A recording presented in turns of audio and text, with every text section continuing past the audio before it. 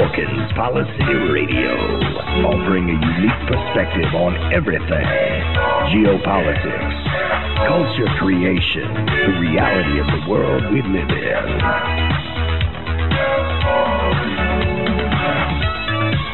Coming to you live from New York City, your host, Pierce Redmond.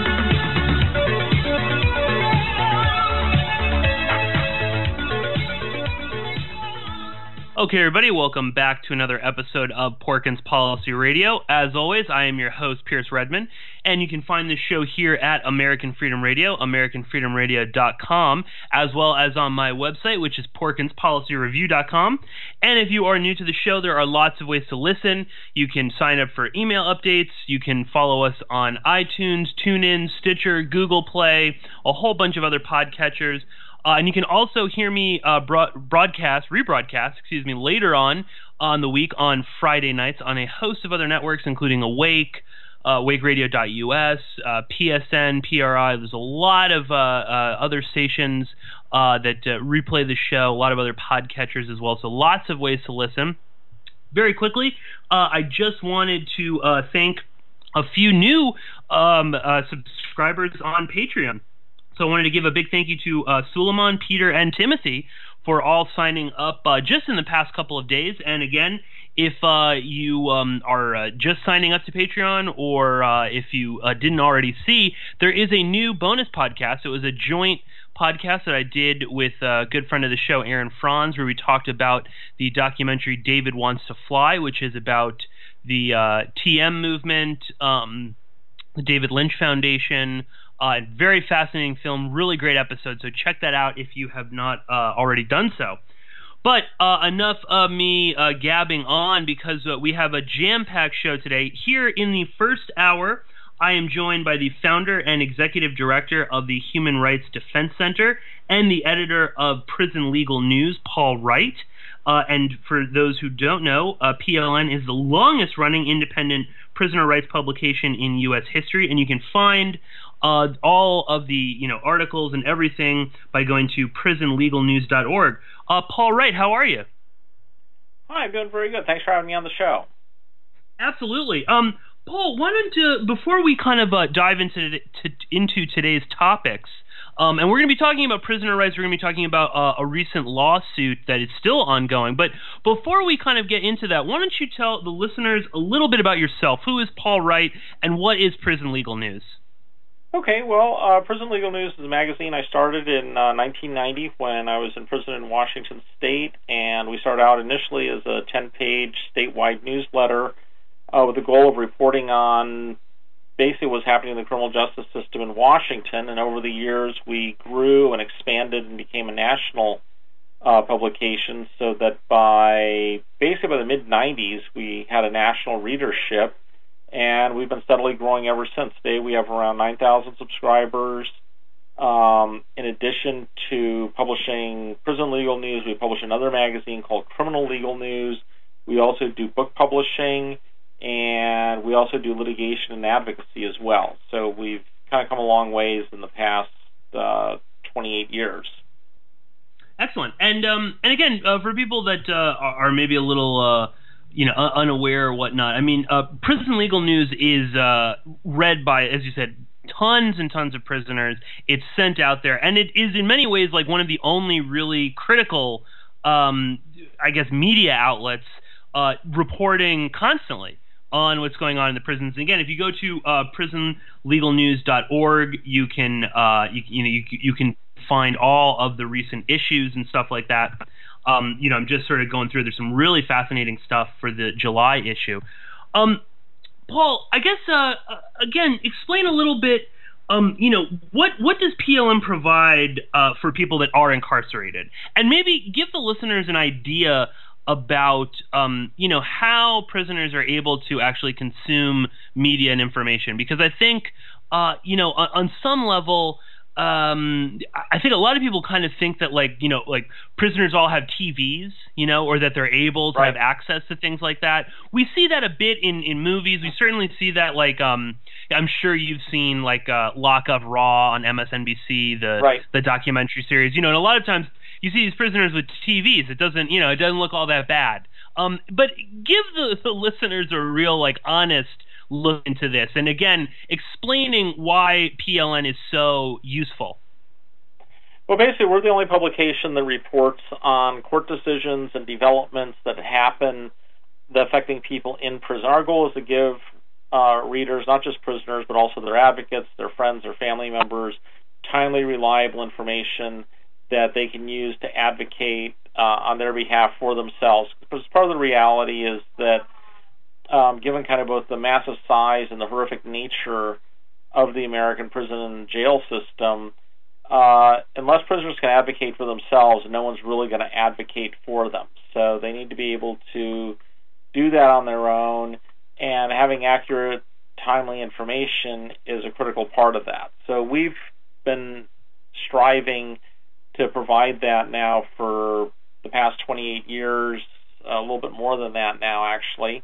And, that's our goal, and that's one of the reasons why prisoners use what little hard-earned money they have to subscribe to Prison Legal News to get that information.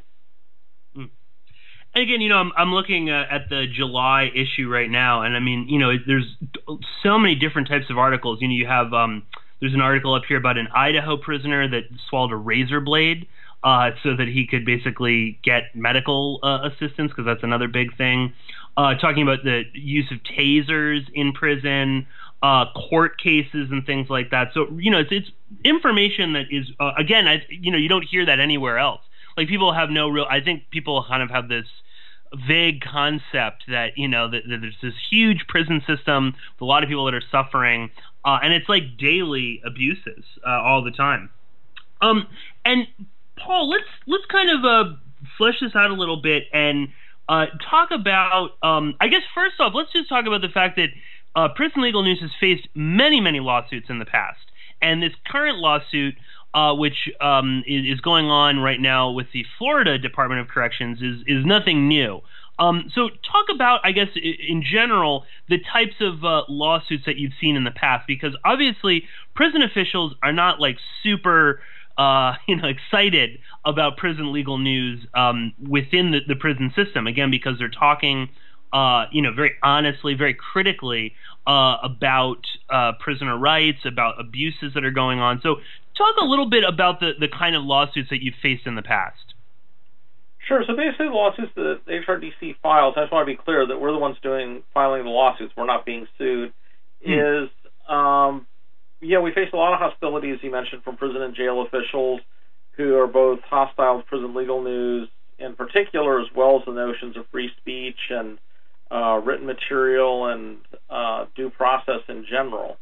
So we have filed suits where we've been censored, everything for bans on all books and magazines, the bans just on all magazines, the magazines on all books. We've been censored because of the postage rate that we paid. We've been censored because of whether or not prisoners actually paid for their subscriptions to us from their prison trust accounts or not.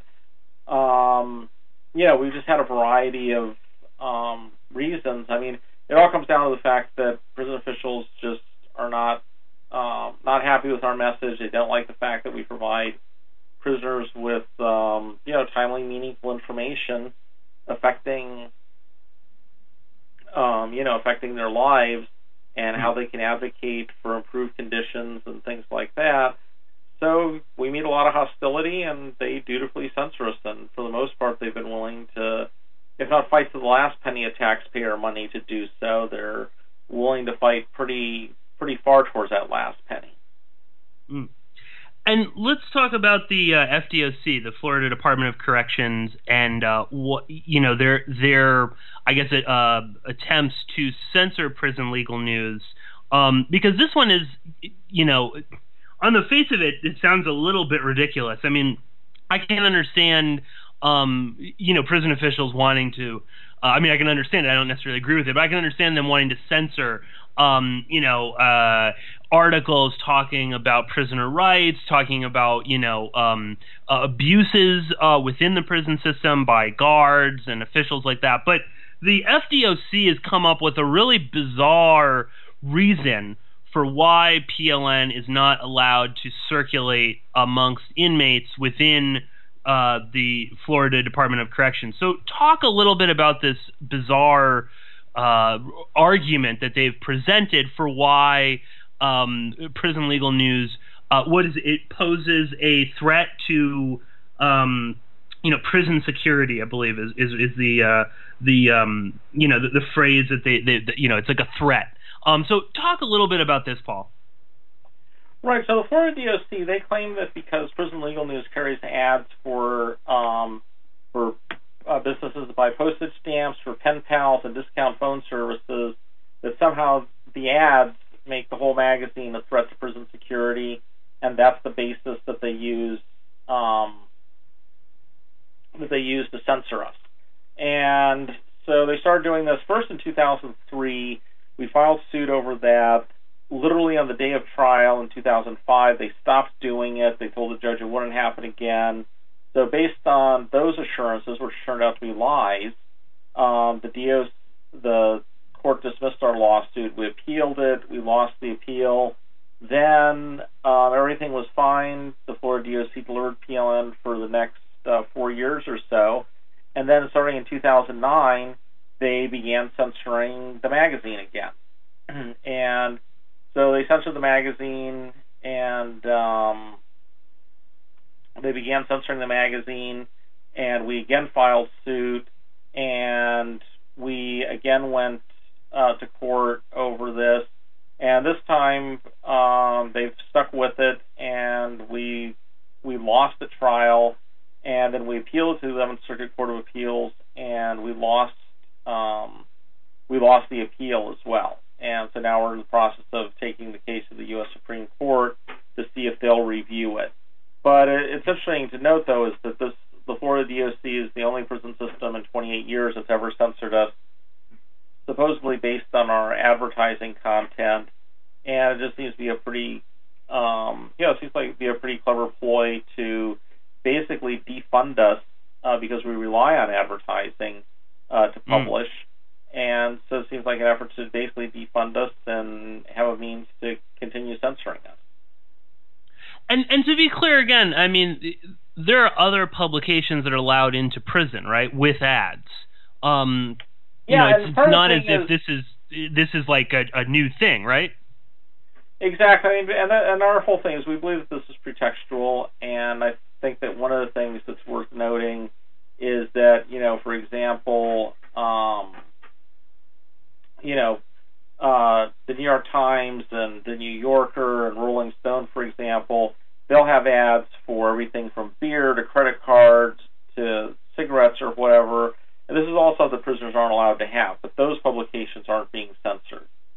So that's part of the reason why why we believe it's pretextual, and its goal is more about ensuring prisoners can't read anything critical of the prison system than it is about purported security concerns.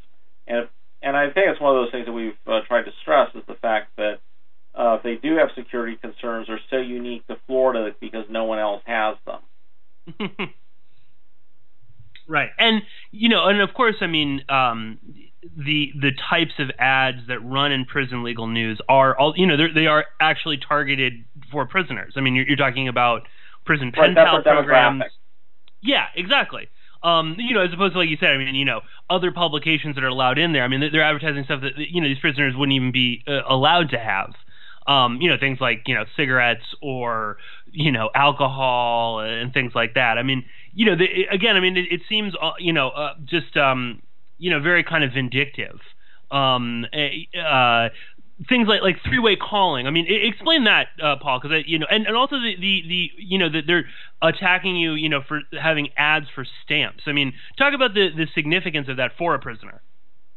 Well, basically, so as far as like the discount phone services, it's not really three-way calling. So basically, this is sort of prisoners can't even sign up for it. So, as some of your listeners may know, the cost of prison phone calls is exorbitant and ridiculous because they use that as a means to gouge prisoners and their families. So what's happened in the last 20 years or so is small companies have come up, and what they do is they'll offer to set up a local phone line close to the prison so that the prisoner can call that, and then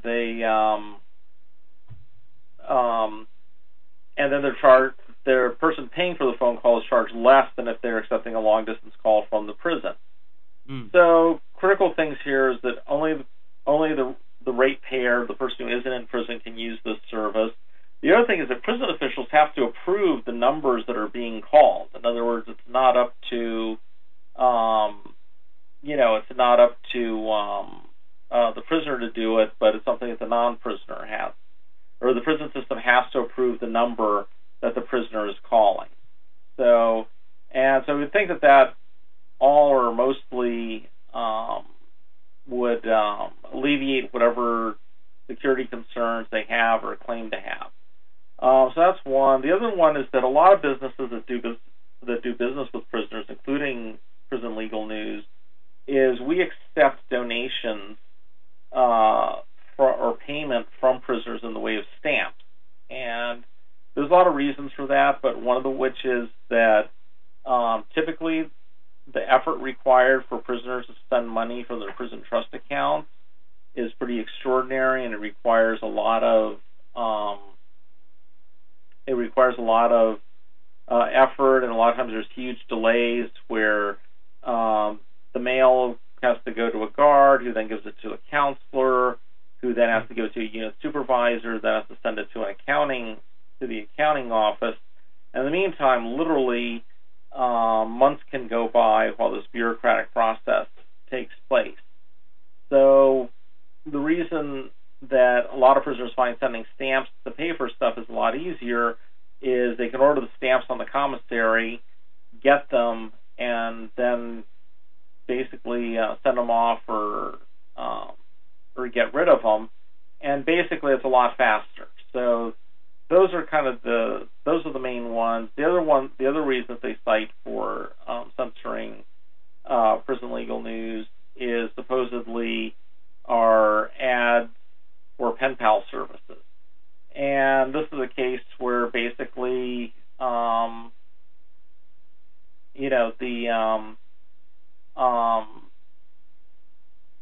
prisoners are locked up, and to maintain contact with the community and to have and make friends, they write to pen pals.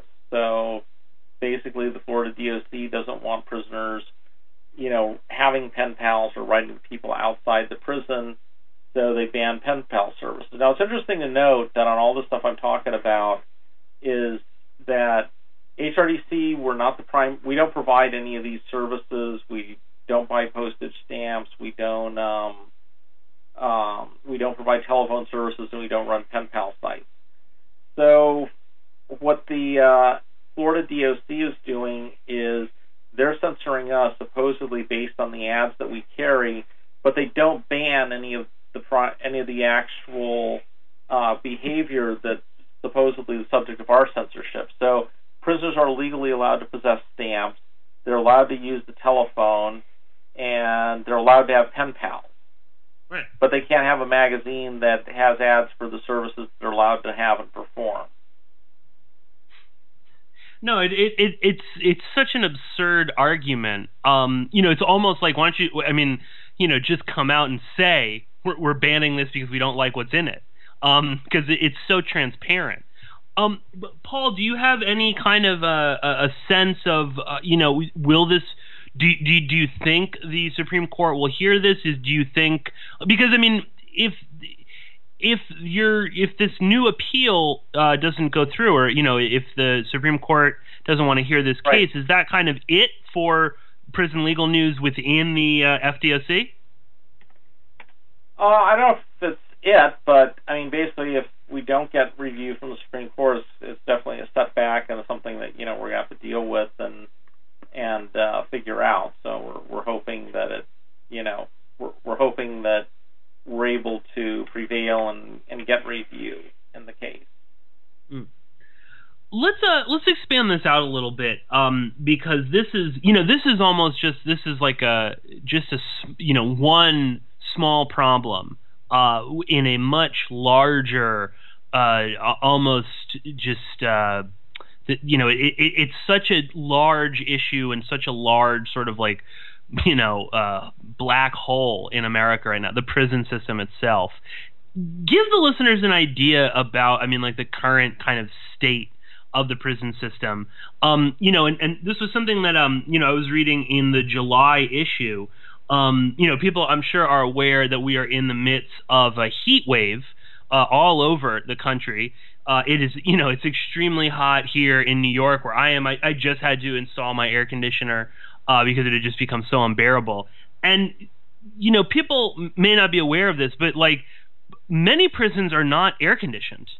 And these huge giant facilities, there's nothing. And a significant amount of prisoners die like every year from heat-related stuff.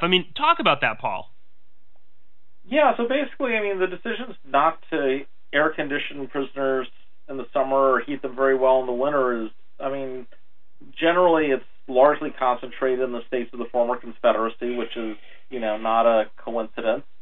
But prison officials have made the conscious decision to basically ensure prisoners are miserable, and they don't care if prisoners are kept in such conditions that they die. And that's the case with the heating, as we have, on any given summer day, we've got hundreds of thousands of prisoners being held in prisons and jails that don't have air conditioning. And as you noted, dozens of prisoners die every year from heat stroke, heat exhaustion, other heat-related injuries as a result of this decision. And we've seen this happen nationally. It's been going on for years. There's been some litigation. Some of it's been successful, some of it hasn't, around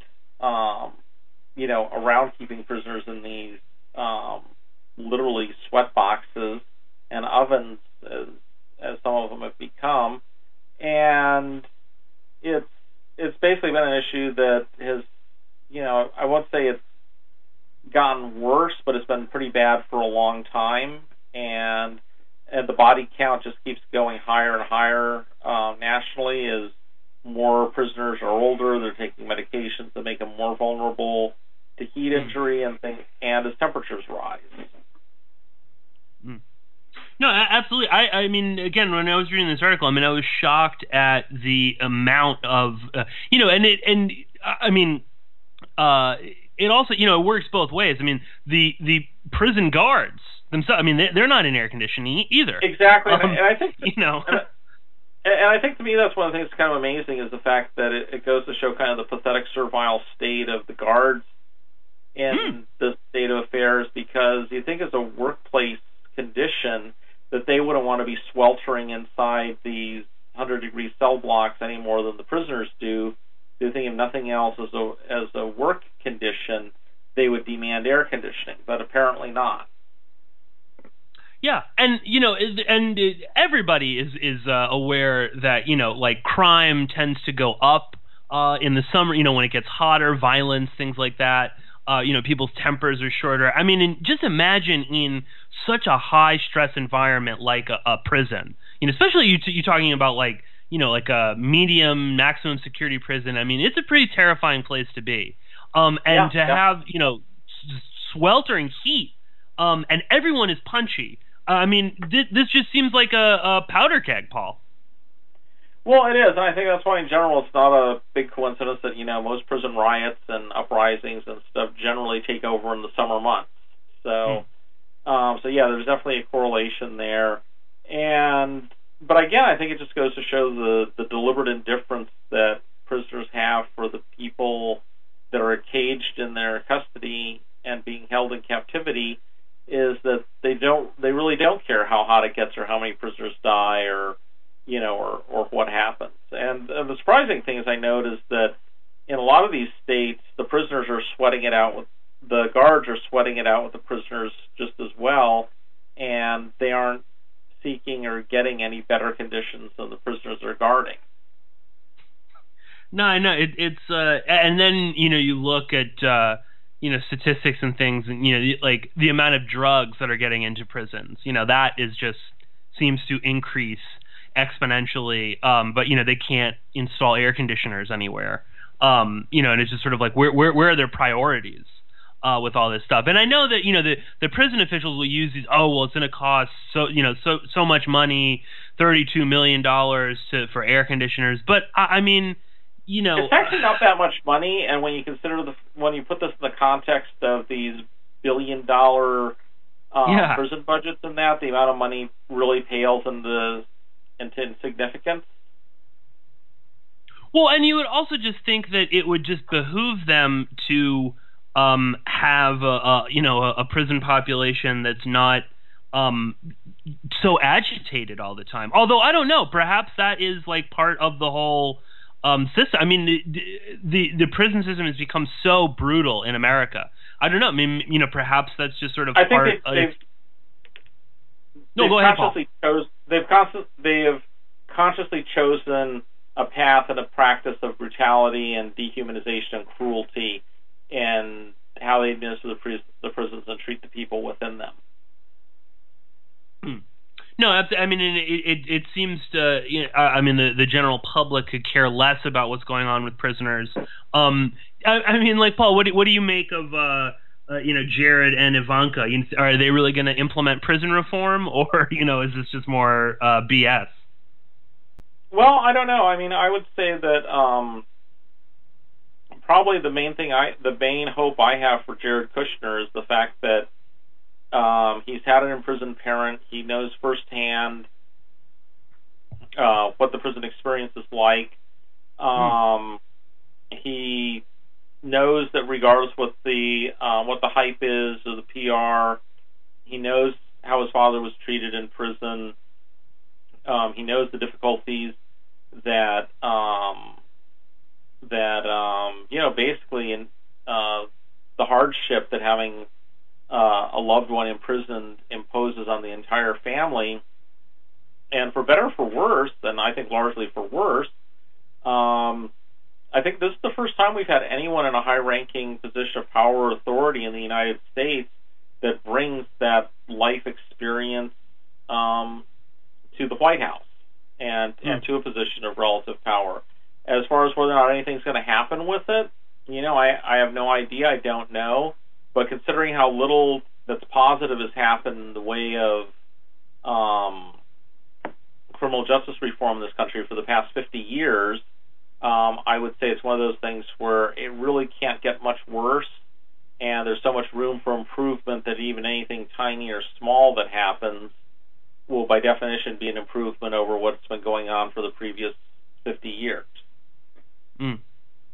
Well, and I'm sure even a small improvement will have a fairly large effect when you think about how many people are in prison. Even a small thing is going to affect quite a large population of the United States. Switching gears a little bit, there's a lot of talk about the private prison system. Do you see this, Paul, is just kind of expanding? And also with these detention centers that ICE is operating, and we see that they're using these kind of like impromptu. They've taken over a Walmart in one area and converted that into a temporary holding facility. Are we just sort of like on the precipice of more and more of these kind of sprouting up everywhere?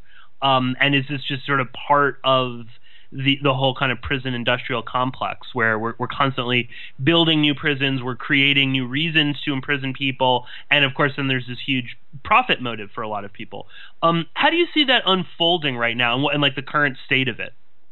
Well, we're kind of in a slow stage. I mean, when you look at the 1990s when the United States was opening at least one 1,000 to 2,000 bed prison every week, and we did that for a decade, we aren't seeing anything like that. I mean, it took the United States from 1776, when we first became a nation, until 1990 to lock up our first million people, and then it only took us from 1990 to 2000 to lock up our second million people. So, all things being equal, it didn't take, we had that massive expansion in the 90s, and since then, in the last 20 years or so, we've gotten up to around 2.5 million people. So in some respects, it's stabilized. as far as the role that the private prison industry plays, they really don't drive mass incarceration. I like to say that mass incarceration is the disease, and private prisons are one of the symptoms. Because if you look at the rate at the number of beds that private prisons have, they've been pretty stable at around 6% of the total, of around 125,000 prisoners in the criminal justice system are caged in private prisons. And that number's been pretty stagnant or pretty stable, depending on your perspective, for the past 5 or 7 years. Now, the immigration detention, that's another story, and that's one of those things where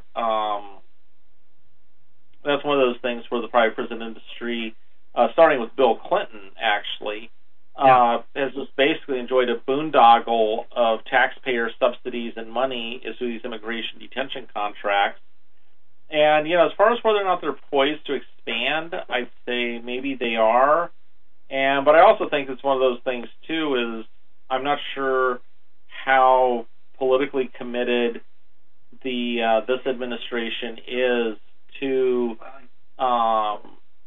just shoveling money at the private prison industry. And, of course, the private prison companies, they hire lobbyists and cronies of government officials and everything else to ensure they keep getting these contracts. But, we also have, well-documented precedents that didn't involve private prison companies because they didn't exist at the time. During the Mariel boat lift, the United States imprisoned over 100,000 Cuban refugees in military bases. Right. So, and, save taxpayers all this money. They're using, abandoned or, mothballed military bases.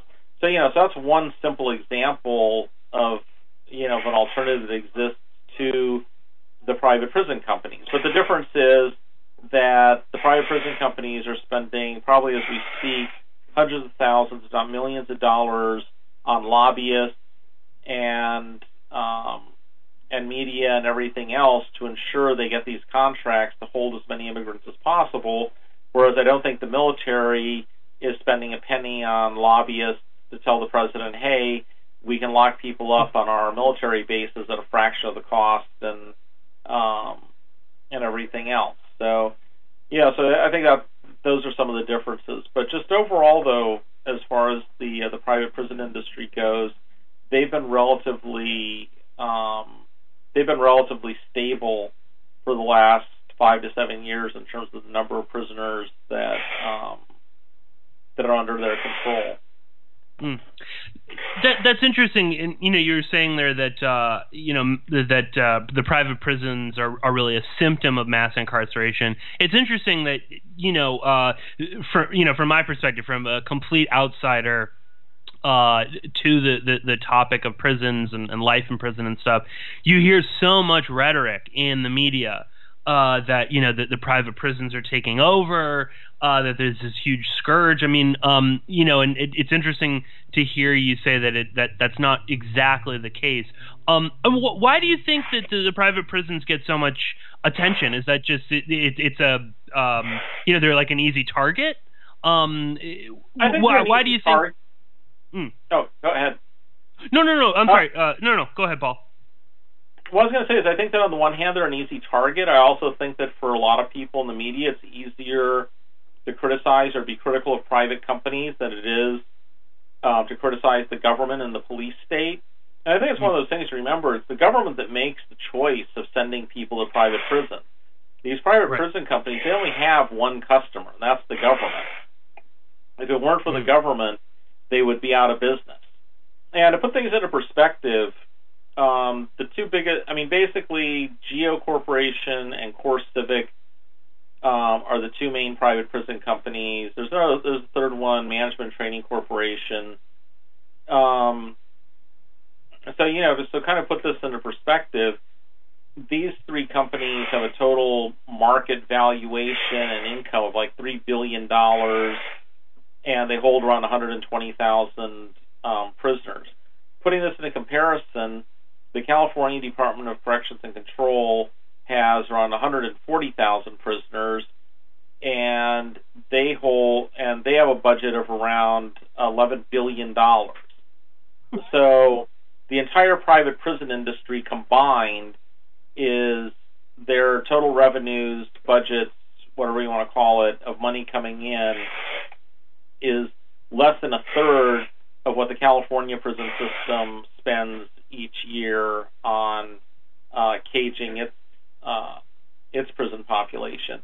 So, so by any way I think you slice it and dice it, I think, yes, the numbers are important, and no, I don't think that anyone should be locked up in a private prison, including the 125,000 people that are there on any given day. But I think that focusing too much attention on the private prison industry, I think, makes us lose sight of the fact that who made the decision to send the prisoners there, who's making the decision to negotiate these contracts with these private prison companies, why don't we have prisoners being held in government prisons? And again, it's not that the government prisons are all that better either. Some of the horrific abuses that we report on in government prisons, for example, prisoners like Darren Rainey here in Florida, he was burned to death by prison guards. The Human Rights Defense Center, we represent a prisoner who was starved to death by prison officials. So, it's like comparing private prisons and government prisons. It really is a comparison of rotten oranges to rotten apples. But one thing is, we're talking about the lack of air conditioning. For what it's worth, the private prisons in Florida and Texas are all air conditioned, whereas the government prisons are not. And when I talk to prisoners in Florida, for example, and I live in Florida right now, I think it's around 100 degrees, and I'm sitting in an air-conditioned office. But when I talk to prisoners that are in a dormitory with 200 other guys, it's 100, 110 degrees inside the dormitory with one or two fans blowing the hot air around, and you got a couple hundred sweaty guys in there, and they're telling me, gosh, I really wish I could go to a private prison here in Florida just because they have air conditioning. I mean, and I think that's just more of a commentary about how brutal and barbaric the American prison system is, rather than, any big endorsement of the private prison industry. No, absolutely, and I agree with you there. I think I think Americans like attacking companies and corporations more than, say, their own government. And as you rightfully point out, the private prisons wouldn't exist without the government allowing them to exist, and without giving them these contracts and things like that. A few other things I wanted to ask you about, Paul. I heard you recently on Loud and Clear with Brian Becker and John Kiriakou, and you were talking about, you were just mentioning the ICE prison detention centers, where they're rounding up all of these immigrants and whatnot. And I think you had mentioned that they're also, in addition to, these private prisons and other things, they're also just putting a lot of these people into regular prison facilities. Talk about that a little bit, because I think you mentioned that a lot of the prison guard unions are fighting this because they have zero training in how to handle any of this. And as you pointed out on that episode of Loud and Clear, prison guards don't speak Spanish, at all. And talk about this, because this is again, one of these sort of overlooked aspects of all of this. I just find it fascinating and terrifying that this is happening. Well, one of the things that's happened is one of the changes the administration has done is they're criminally charging people who are immigrating to the United States to seek asylum. So they are, and by criminally charging them with criminal offenses of coming into the United States illegally, that gives them the excuse to basically incarcerate them and send them to Bureau of Prison Facilities, also these hundreds, if not thousands, of county jails around the country that they contract with. And in some respects, that's one of those things that kind of takes, by doing that, they actually kind of take a little bit of the wind out of the private prison industry's sails, because at that point, instead of driving a need for immigration detention space, they can use their own jail and prison space by virtue of the fact that these are now criminally charged detainees. But I would say it's one of those things where it's really a distinction without a difference. People are still being caged. They're still being locked up in generally pretty bad, pretty horrific conditions where they don't get medical care. They don't get adequate medical care. They're frequently subject to sexual assaults and physical assaults and everything else. And I think to the extent that there's been complaints by guards, that's been at the Bureau of Prisons level, and that's because the Bureau of Prisons for the last 4 or 5 years has been cutting its budget and not hiring more guards, or not hiring the number of guards that the guards union would like to see hired. And of course they have a vested financial interest in that, because the more unionized guards there are, the more dues they pay, the more money there is for the union. So we're seeing that. But I think that one of the things that's worth keeping in mind, despite all the publicity, all the rivers of ink and the hours of airtime that's being spilled on immigration detention, we're only talking 42,000 people in the entire immigration detention system, and there's 2.5 million people that are locked up in American prisons and jails. So to put this into comparison, everyone locked up in the entire immigration detention system of 42 or 43,000 people is less than half of the 98,000 people that are locked up in Florida, in the Florida prison system on any given day. And, when we talk about the 2,200 children that have been locked up and are being held in custody, whether it's foster homes or secure facilities by the U.S. government, that's a fraction of the 20 or 30,000 American children that are being held in juvenile prison on any given day. So, so I think in a lot of respects, the immigration detention thing has just commanded a hugely disproportionate amount of media attention. But the other thing is, this immigration detention stuff and caging children, separating them from their families, that's been going on for decades. Obama was doing it at a huge scale that I don't think Trump has equaled. And the Bush administration was doing it before then. And so for some of the folks like me that have been doing this for a long time, we're kind of like, okay, where was the outrage when Obama was doing it? Oh, absolutely. Well, I mean, Bush sort of paved the way for this, and then Obama, perfected the method. Actually, it goes back to Clinton and the laws that Clinton passed, like the Anti-Terrorism and Effective Death Penalty Act, the Illegal Immigration Reform Act in the 90s. That's what kind of set the stage for all the stuff that we're seeing now. Right, and I think again, it's unfortunately it's this sort of hyper politicized environment that we're in, where like you said, there's this perception that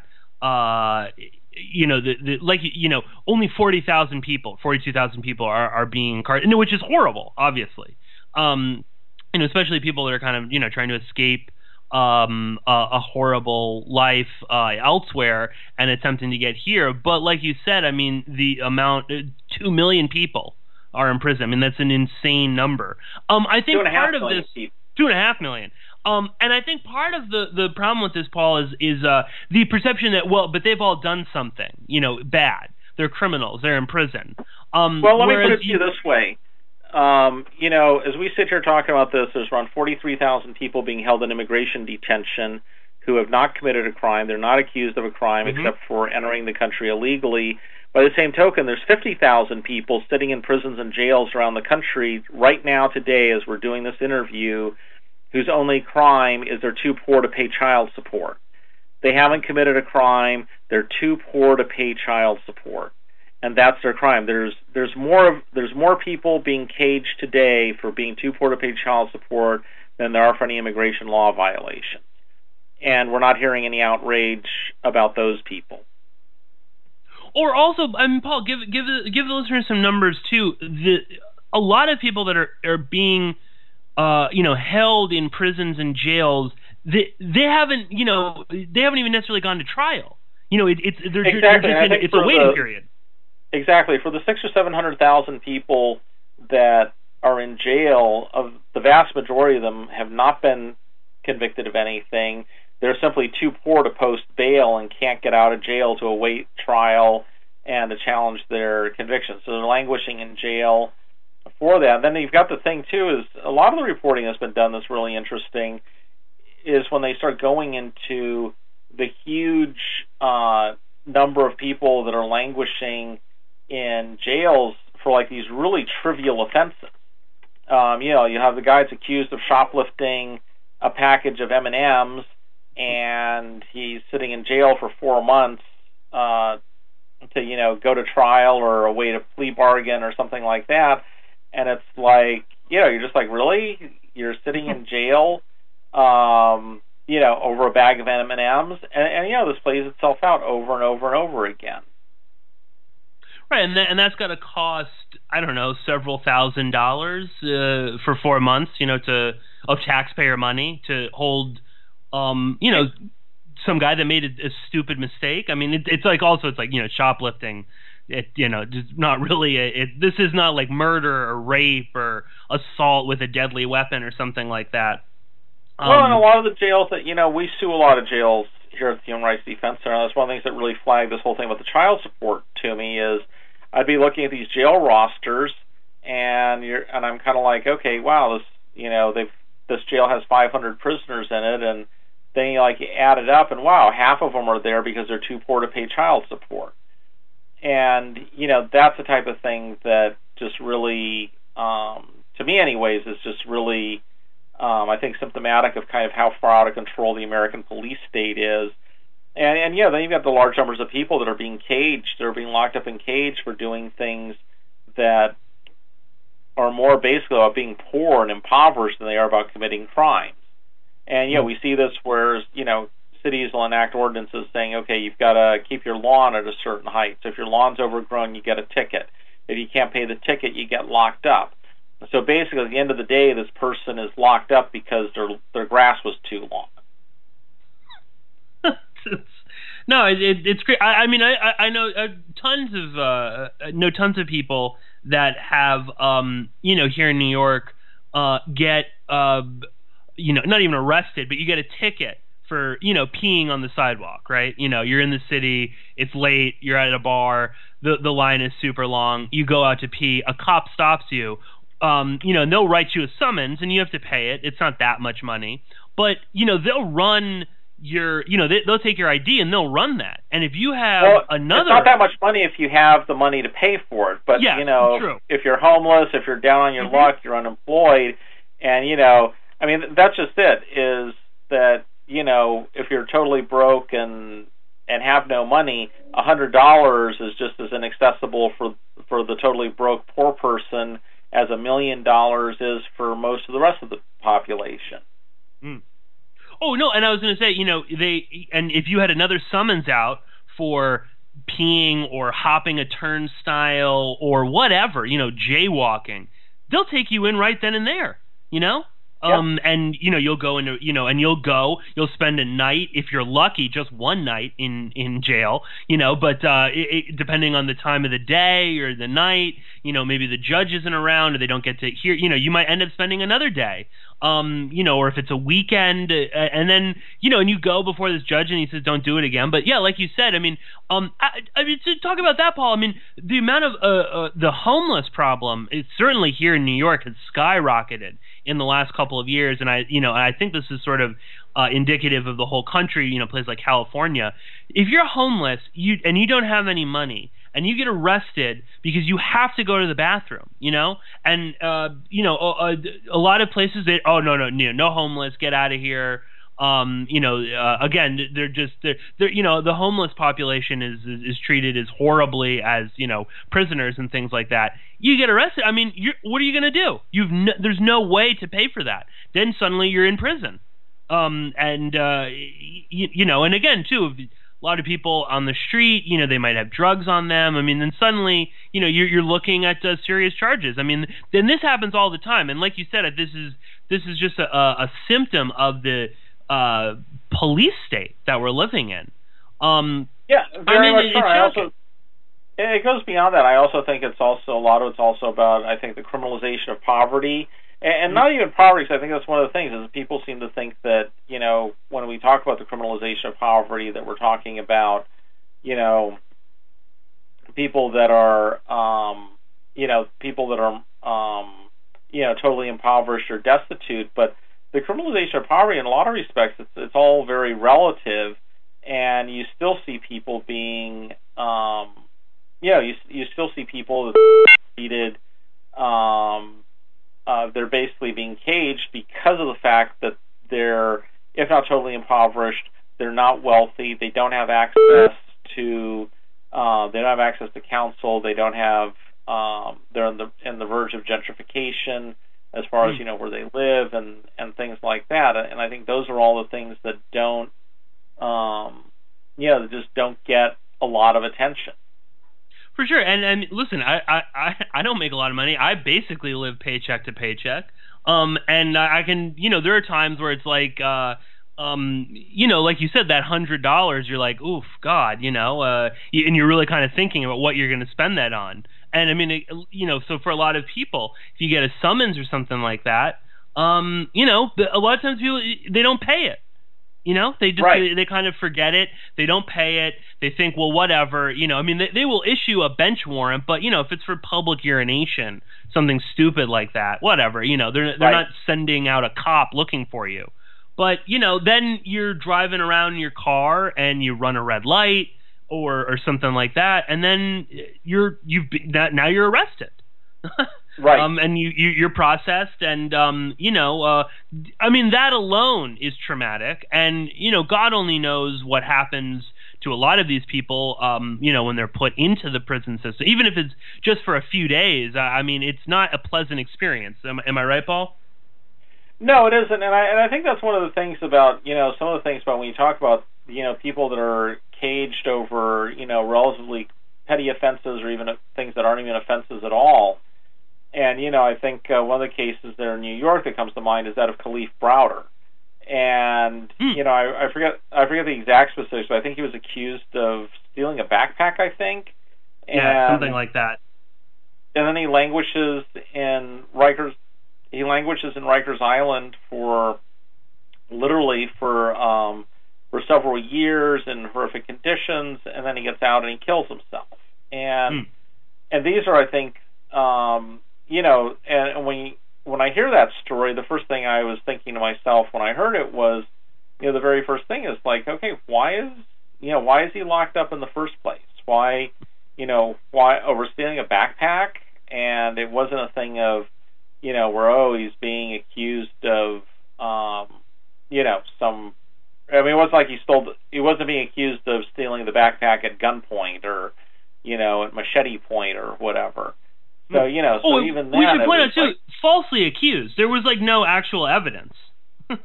Right? Yeah, that's beside the point too. Yeah, that's the false allegation too. And then you get into the whole thing about, you know, so then why is he languishing in jail for all these months based on this? And you know, and I think that's what gets you into this whole this whole process of of what's happening, of how people are being caged, and then one practice leads to another. Is we've starting with Clinton, we've hired a lot more cops, they've hired a lot more prosecutors, but then the flip side of it is so the cops are arresting more people, the prosecutors are prosecuting more people, but then conversely they haven't hired more lawyers for indigent defense, and so that kind of winds up being you've got a bunch of poor people that are being accused of crimes, and they don't have counsel to represent them, much less competent or adequate counsel. And so then it just kind of leads to kind of like this bigger spiral of more and more people being caged under worse and worse conditions, with less and less in the way of any type of advocacy or resources to either get them out or help them avoid it in the first place. Absolutely. We're at the break here. Paul Wright, I want to thank you so much for joining us.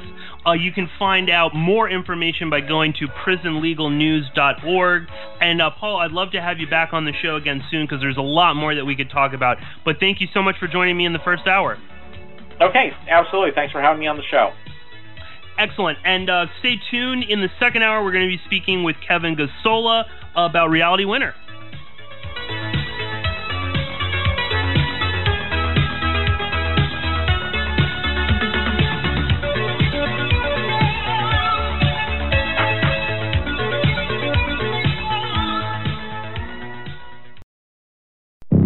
Welcome to the world's meeting place.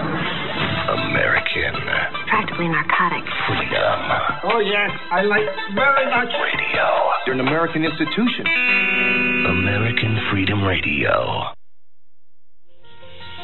Simply Clean Foods is dedicated to providing the best quality food you can buy next to fresh from a farmer's market. Our stringent quality controls and absolute zero GMOs plus testing for heavy metals makes us unique in the storable foods market. Our line of fruits, vegetables, and meats are suitable for everyday use, and you won't have to worry about throwing away valuable groceries ever again. Take out the amount you need and reseal the package for use within the next 6 months. Simply Clean Foods' primary focus is to bring clean food to people all around the world and change the way we look at freeze-dried food in our daily cooking. Go to simplycleanfoods.net. That's www.simplycleanfoods.net today.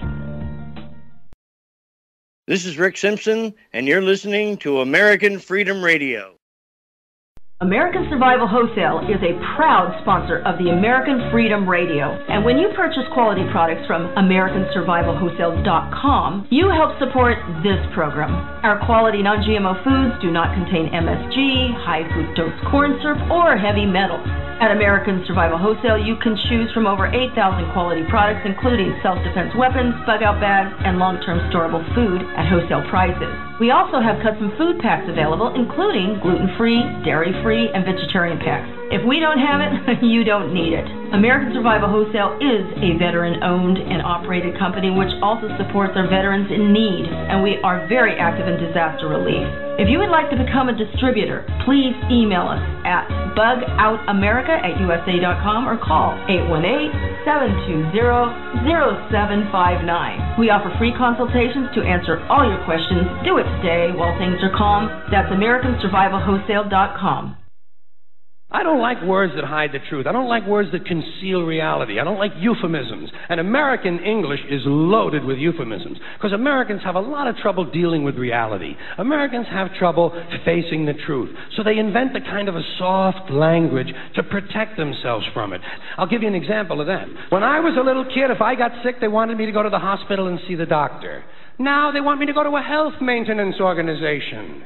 Smug, greedy, well-fed white people have invented a language to conceal their sins. It's as simple as that. The CIA doesn't kill anybody anymore. They neutralize people. The government doesn't lie. It engages in disinformation. Israeli murderers are called commandos. Arab commandos are called terrorists. Contra killers are called freedom fighters. Well, if crime fighters fight crime and firefighters fight fire, what do freedom fighters fight? They never mention that part of it to us, do they? Never mention that part of it. You're listening to AmericanFreedomRadio.com, the network who perseveres in delivering intelligent debate, constructive dialogue with true independence. The freedom to broadcast the truth is not free at all. So what is American Freedom Radio worth to you? The empowering information with fun, honest and pure integrity behind it provides an example to follow. Friendships to flourish with the moral altruism that pulls no punches. The hosts sacrifice and show remarkable discipline in their duty to deliver quality radio in service to the community with strength, wisdom, and loyalty. The founders of AFR wish to thank you personally for sharing your views and insights to make the best radio and alternative media. Now it's time for you to give something back and play a vital role in the future of America. Be as generous with us as we've been with you. Click on the donate banner at AmericanFreedomRadio.com or volunteer by emailing AmericanFreedomRadio.com. Vaccine, psychotropic drugs, and artillery batteries not included. Launch sequence initiated. We're now in the approach phase. Everything looking good. Control is good. 5, rocket copy. 3, 2, 1. Engage.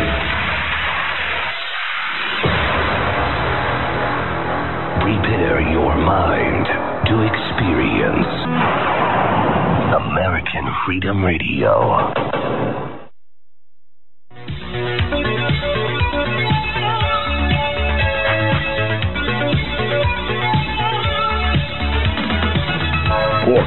Policy Radio, offering a unique perspective on everything: geopolitics, culture creation, the reality of the world we live in.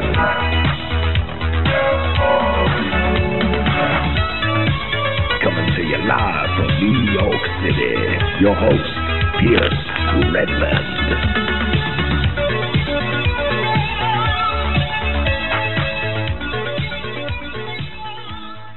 Okay, everybody, welcome back to Porkins Policy Radio. I am your host, Pierce Redmond. If you are joining us here in the second hour, we are joined once again by Kevin Gosztola of Shadowproof.com. Kevin has been on both the regular show and on the bonus podcast before, so check out those previous episodes. And we are speaking with Kevin once again on NSA whistleblower Reality Winner and a recent plea agreement that she took. But Kevin Gosztola, how are you? It's good to have you back on the show. Hey, it's good to join you. Thanks for having me. Absolutely, absolutely. And I just, I'll point out, the listeners really enjoyed the last couple of episodes we did, and I think I was able to convince quite a few of them to look at the Reality Winner case with a bit more of a critical eye and to really kind of pay attention to it, because it is just this case that is getting absolutely zero attention at the moment. And Kevin, maybe you can kind of elaborate on that a little bit. But Reality Winner, she took this plea agreement, and I didn't even really realize it at first. And then I think it was actually a listener of mine tweeted at me saying, have you seen this? So I guess talk a little bit about what this plea agreement is, what the government offered Winner, and also maybe just comment a little bit on the complete lack of media coverage. I mean, it wasn't even when this case first sort of hit the media. I mean, it was, CNN and MSNBC and Fox, they were talking quite incessantly, at least in the early stages.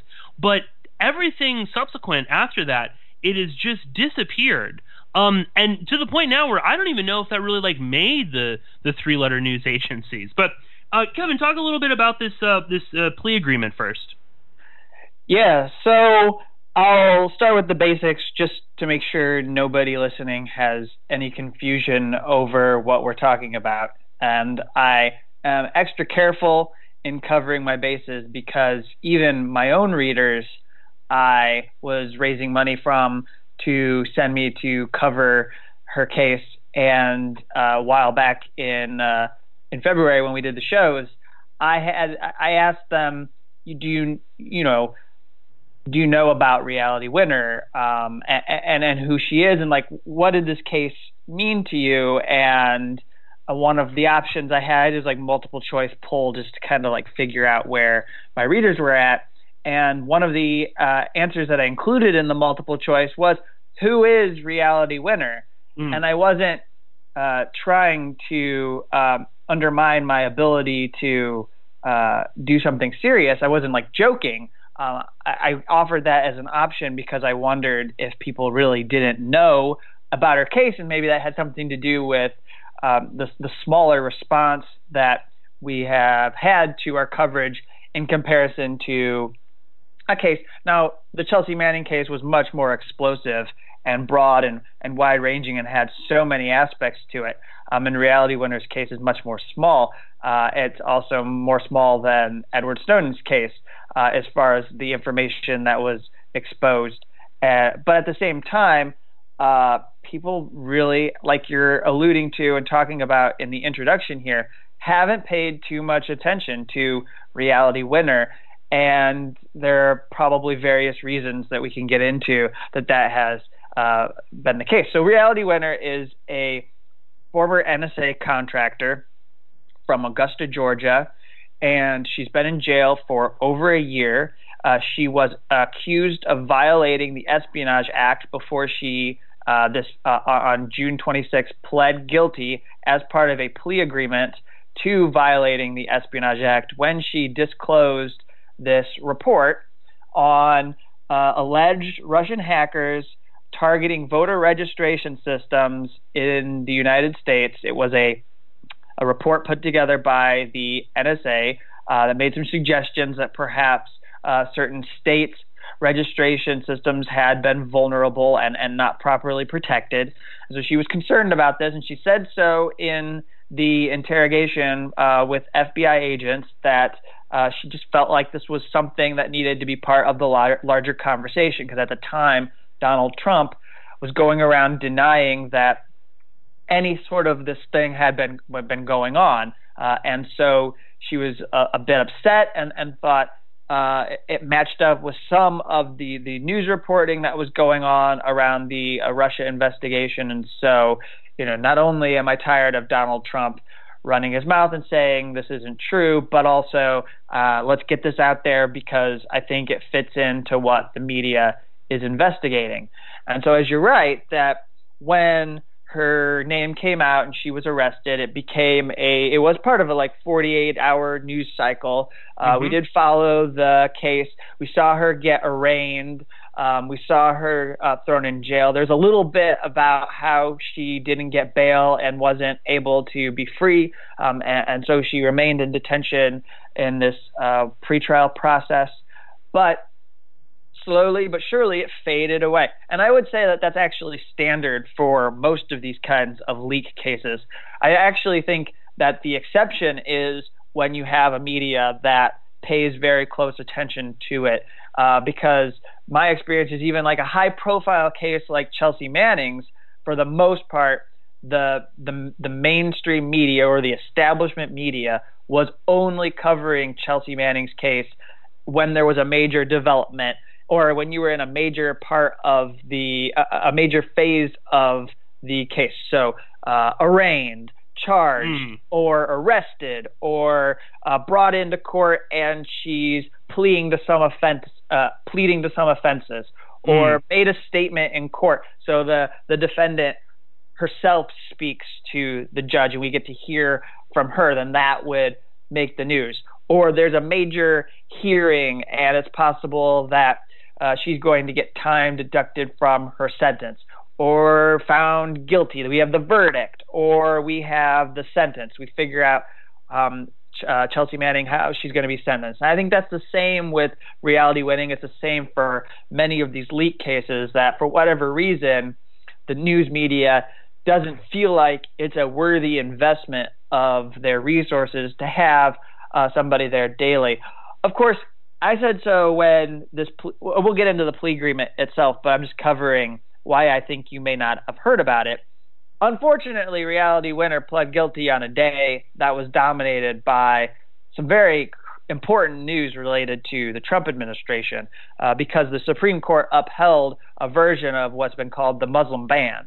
And so I think that drowned out a lot of the attention that could have been given to this case. And I do recognize that, and I feel this as a journalist who's been covering everything, there's just so much related to Donald Trump's administration on any given day. I think back to my time covering Barack Obama, there would be one thing in a day, maybe, that would really captivate and be a huge discussion, or would merit doing some kind of a piece. Donald Trump's administration is just the worst, because every day you feel like there are 4 or 5 major things that you really need to be addressing, because it's just chaos. And so with Reality's case, I think it's been able to fly under the radar, and who that benefits, I suppose you would be more inclined to say that benefits the people in power, because the prosecutors can get away with an aggressive prosecution. It's also possible that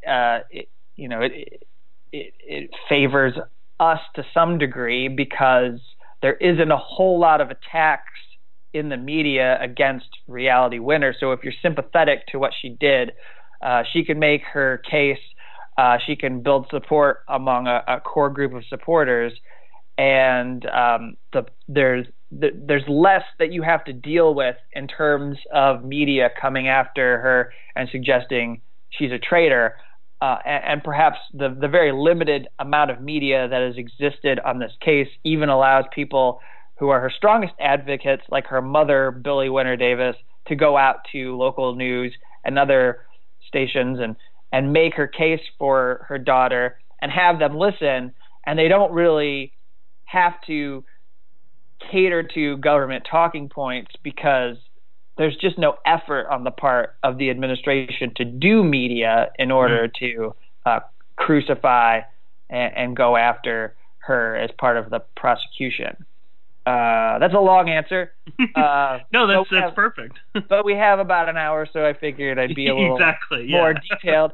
The plea agreement itself, what we're talking about with that, is an agreement that, for one, will require her to it required her to plead guilty and give up her appeal rights. So any aspect of this case that she may have wanted to challenge, she can't any longer. It means that she's labeled a felon because violating the Espionage Act is a felony. It means that she is going to be, so part of the agreement was, and this is the thing that everyone cares about, is 63 months in jail, potentially and most likely. But we don't know because as someone who thought I would go to the change of plea hearing and possibly hear then a sentence, I realized that a part of the process, and then I went back to other leakers that had been prosecuted, a part of the process is that you change your plea from not guilty to guilty, and then in a month and a half later, you learn your sentence, because they go through a process of investigating you. She's going to have a probationary officer look into her and do a background check, which for the most part, the government and everyone has already been doing on her as they prosecute, and the judges have, done their own diligence in deciding whether to grant bail or not. But it now involves her behavior inside Lincoln County Jail in Georgia, where she's been held as a federal detainee, by the way, with other people who are accused of local or even state crimes. And so she's been mixed in with people who she's not going to be jailed with when she goes to a federal facility after sentencing.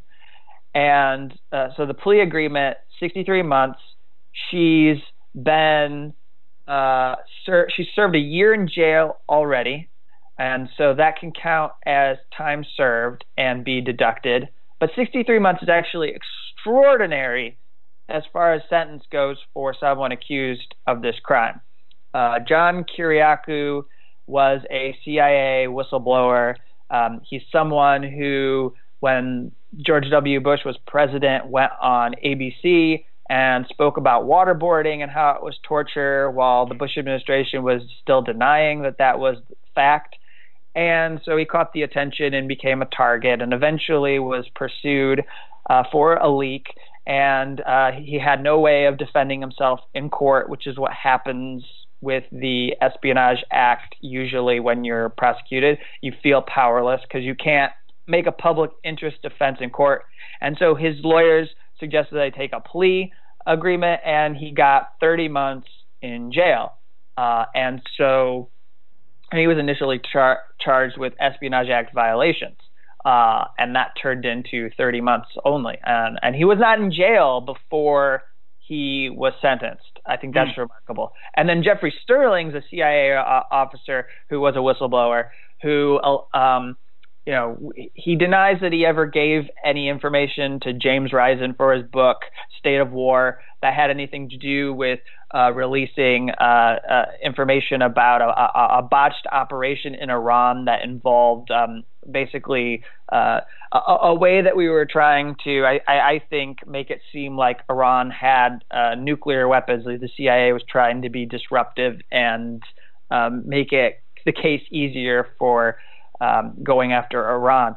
and he revealed some information about a reckless operation that was going on in Iran involving, I think they were dummy nuclear weapons, allegedly, or something like that. And so he himself also was never in jail. The case went on for several years before he ultimately got to trial, because there was a huge uproar about forcing James Risen, a reporter, to testify against his alleged source, Jeffrey Sterling. And they fought, and then finally the trial happened. He was convicted of 7 counts of violating the Espionage Act. Not 1, not 2, 7 counts, and only got 42 months in jail. And so back to reality, 1 count of violating the Espionage Act, looking at a possible 63 months in jail. Way more than previous leakers already done, more jail time than several leakers. So we can get into a discussion about like why they want to go after her more than anybody, than any of these others, or if Donald Trump represents something worse than Obama. I think those are all valid conversations to have. But reality, to finish this, is looking at going to hopes to be in a facility somewhere in Texas nearby her family. Her mom and her stepdad live in Texas, and her mom's from Kingsville, Texas. There are multiple facilities in Texas that are federal. The Bureau of Prisons makes the ultimate decision about where to place you. You can make a request to the judge, or you can make a request to BOP to be put in a facility nearby your family. And there are guidelines that the BOP is supposed to consider and follow. However, the one thing is that they can say that there aren't spaces or there aren't beds open in facilities nearby, and they can send you someplace further away. Kiriakou was housed or confined in a prison 3 hours away from his family in Arlington, Virginia, and his family had to go to 3.5 hours to Loretto, Pennsylvania when they wanted to visit him, and that was farther away than he should have been confined, many miles away from his family, and so the BOP can make that consideration, but it doesn't mean that they will make that consideration. Well, and the prison appears, the Bureau of Prisons can also, they can just, for whatever reason, or I know John Kiriakou has talked about this before, just to mess with prisoners and with their families, they can just move them around arbitrarily for no reason, and then the prisoners are sort of in this like limbo where, oh well, he was transferred, but I don't know where they're transferred to. Hold on, let me pull up the file. So one will hope that Reality Winner will be close to her parents, because Texas to Georgia is quite a distance to travel to see somebody. And at the moment, Reality Winner's mother is in Georgia, right? Has been there for several months, right? Her mother quit her job, but she didn't move to Augusta permanently, and that is actually a request that Reality made of her parents, that they not wait around in Augusta. If the judges and what happened is the appeals court, as we talked about in our prior shows, denied bail, upheld the lower decision from the federal court. And so she said, if I lose and I'm not going to be able to be on house arrest with you, I need you to go back to Texas, because it makes no sense to sit here in Augusta when you have nothing. Like there's no, Billy Winter Davis and her stepdad Gary have no ties to Augusta, right. So it would make no sense for them to stay there. And the other thing is that it's actually very difficult to get time to visit with their daughter. The county facility is worse than a federal facility, and you only get 30 minutes time with they only get 30 minutes time on a Saturday morning. I believe it's between 8 and 9 in the morning. This is what Billy has said. And they can't be there at the same time. Billy can't sit there with her stepdad Gary and talk to Reality. And there's no contact allowed. She hasn't been able to hug Reality since Reality was arrested. And they have to speak through glass. Right. That's not how it works in the federal facility, actually.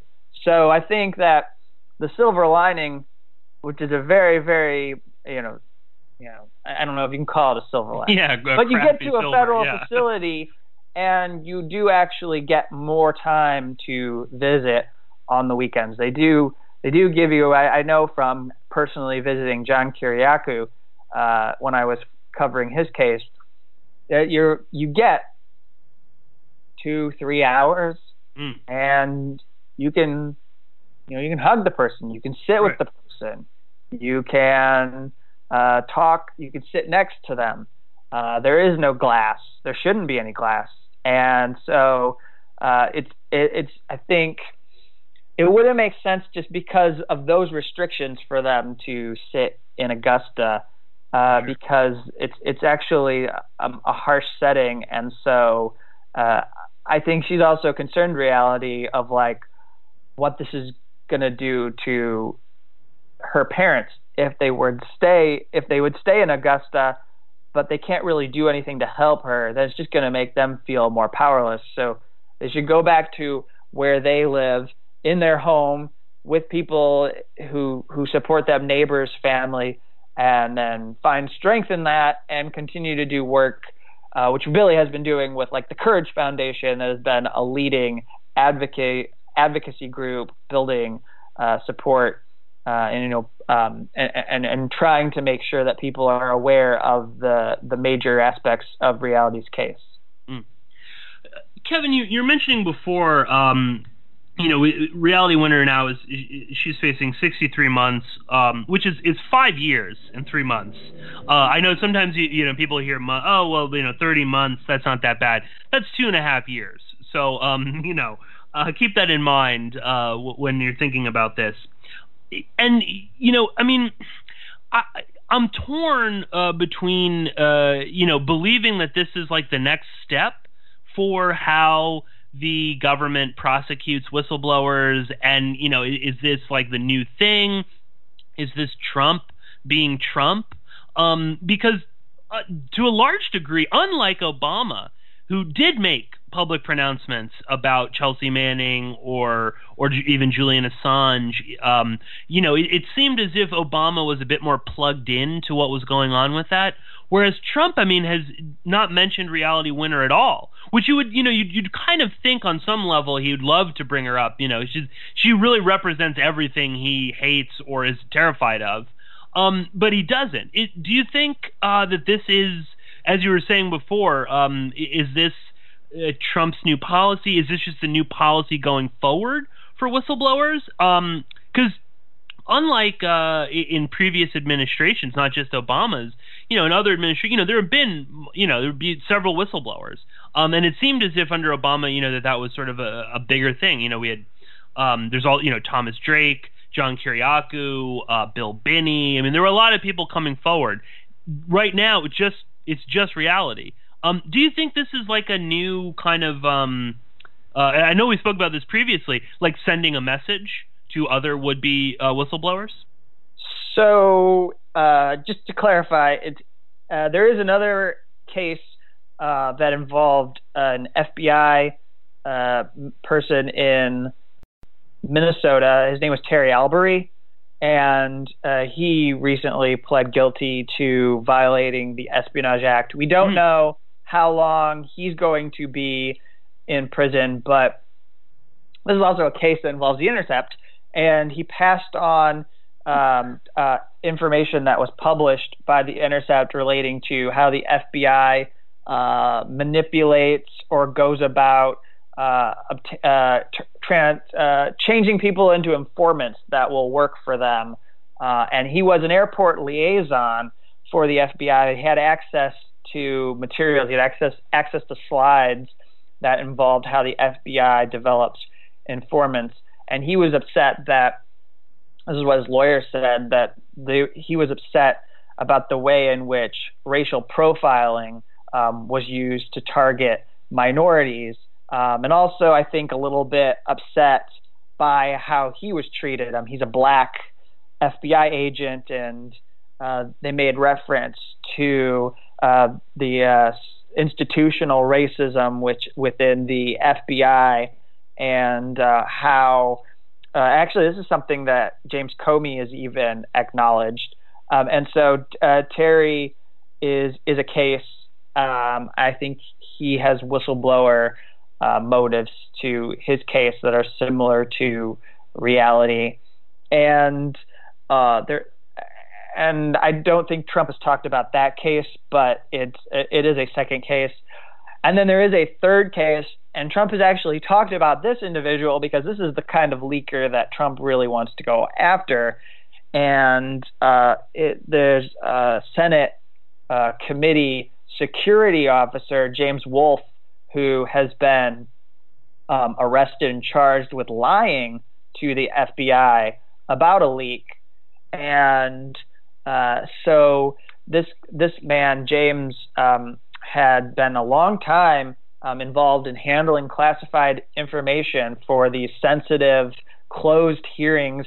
He was handling information for hearings where people were called to testify before the committee, like Carter Page, these people who are targets of the Mueller investigation.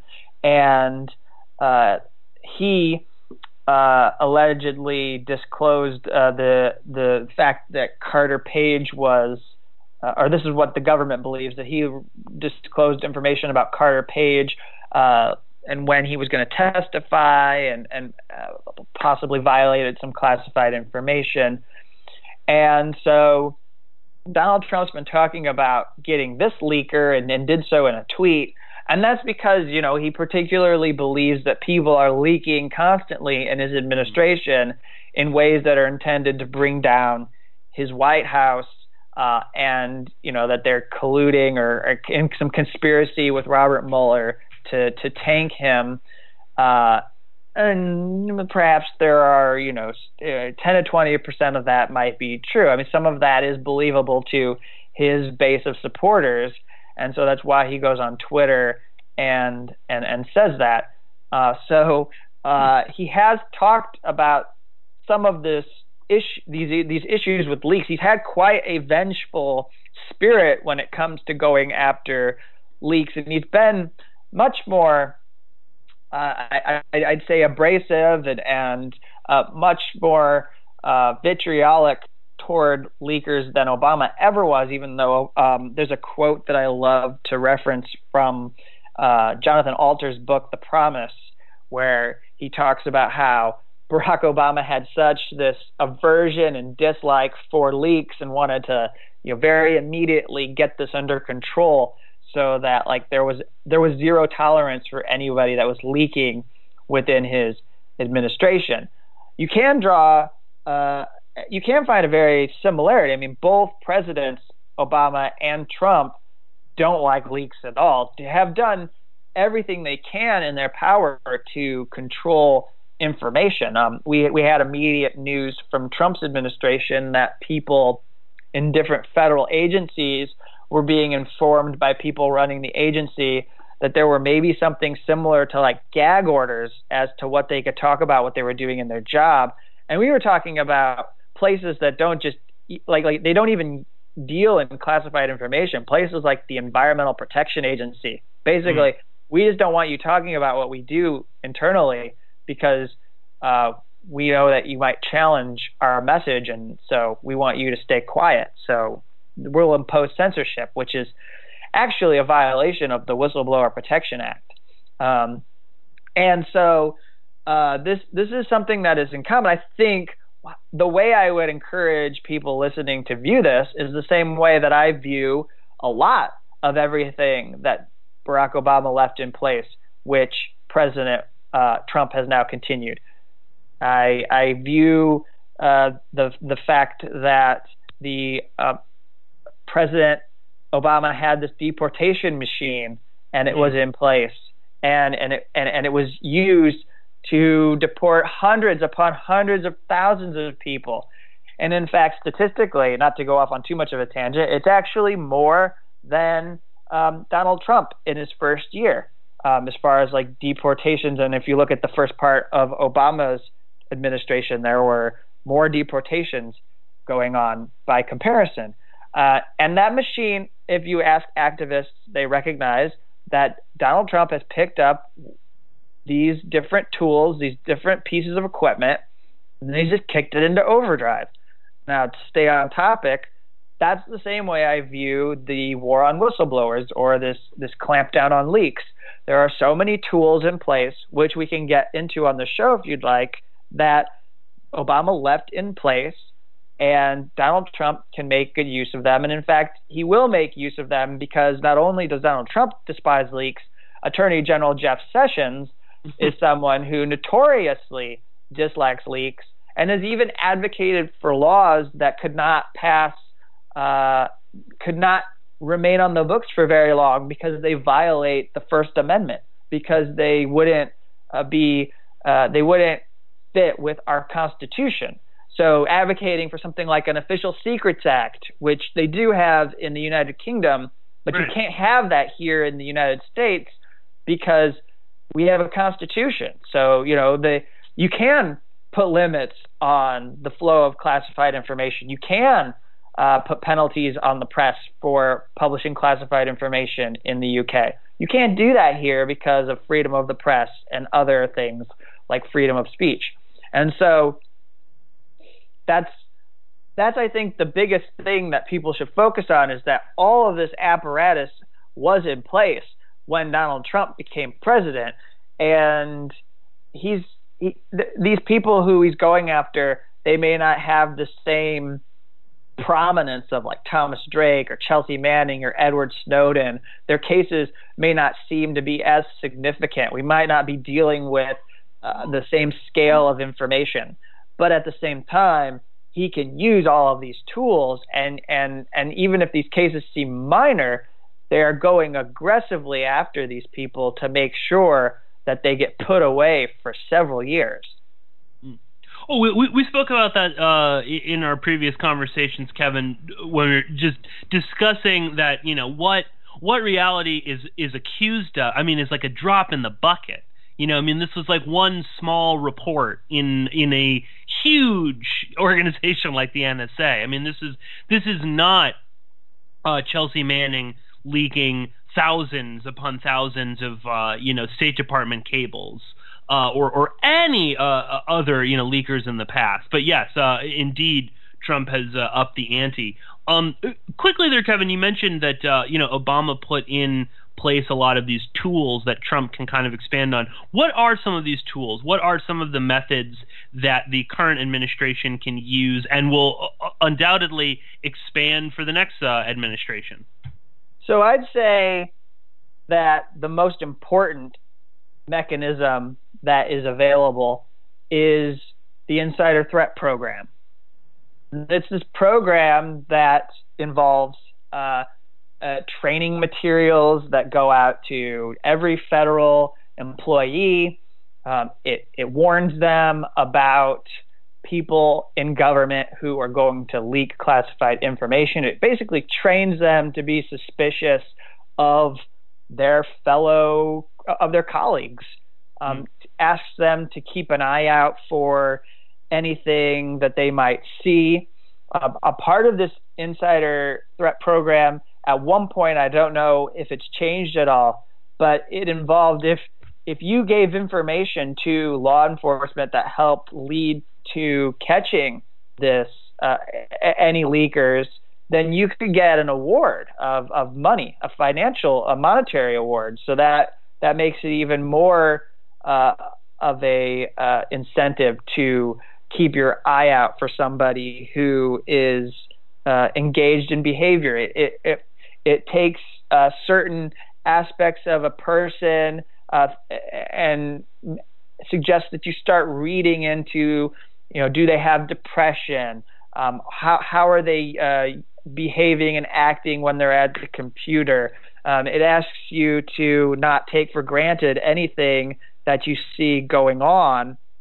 And in these training materials, we know, because Chelsea Manning actually commented on them, and The Guardian reported on them that some of these the slides that are used have put up people like Thomas Drake, NSA whistleblower, Edward Snowden, and even her, and have likened them to terrorists, basically, and suggesting that these people are kind of like turncoats for the country, and so you should not aspire to be them. Like anything you might have heard in the media about how virtuous they were in releasing information, just know like what exactly they did, and making this case to employees that they did in fact put the country at risk as far as national security goes.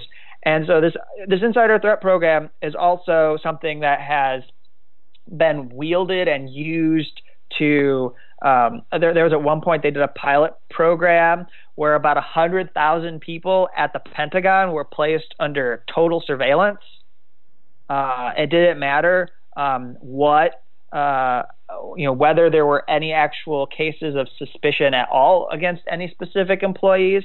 They experimented on these people, and there were concerns raised, I believe, by a few members of Congress, like Chuck Grassley and even Ron Wyden. These are two senators that have been people who have been concerned about how this program is used, because they worry that the extent to which people are being surveilled will impact their decision to blow the whistle to members of Congress. They're supposed to be able to make communications and have that be protected. But if there is this going on, I mean, it makes it easy for higher ups to retaliate against you and it can discourage you from blowing the whistle to legislators, and that's supposed to be protected. And so they had a system. They called it continuous evaluation. That was the euphemism. I call that total surveillance. And it was part of the insider threat program, and it involved. I mean, they didn't really care too much about privacy and civil liberties. And this was something that James Clapper, the man who lied to Congress about how the NSA was engaged in surveillance, he was talking about this when he was the director of national intelligence, about how this could be used to monitor electronic behavior on the job as well as off the job. So basically, this was a tool that they were engineering that would not only invade employees' privacy while they were working on agency material, but also when they were at home, they might have to worry about the intelligence agencies checking in on their use of their personal Facebook, their use of their personal social media, and to be concerned about those kinds of communications. So I'll just read to you that what Grassley and Wyden had said was that any monitoring of employees' electronic behavior on the job as well as off the job needs to include safeguards to prevent the chilling of legitimate whistleblower communications and protect the confidentiality of any legally privileged information. And there weren't assurances put out there that those kinds of things were being protected. And, another thing, and as I was saying about Thomas Drake, you have presentations where they compared these whistleblowers to Nidal Hasan, to Aaron Alexis and Robert Hansen. I mean, Hansen's a Soviet spy. Hasan was the Fort Hood shooter. Yeah. And then Alexis is actually he was a Navy Yard shooter. And so they were murderers. Hasan and Alexis killed people. Drake and Snowden and these other people, they never murdered anybody. And so, but they're likened to murderers on these slides. And that's part of, that's a major part of this, is that, and you can see that in the way in which Reality Winner got caught. Part of the insider threat program includes the way that they can use technology to monitor your every move as a contractor or even just as somebody who's actually a government employee of that agency. And so there are markings on this document. You know, that's how she got in trouble, is she passed the document on to the Intercept, and you know, when they had the NSA verify it, stupidly, I think, they neglected the fact that there were specific markings on the page that could be linked back to the person who printed the page so that they could catch who was the leaker. And so, but this is part of controlling information and making it impossible. So if the information does get out, it increases the likelihood that that person is going to be found so that they can prosecute that person and punish them. You have things like the USB sticks that you have.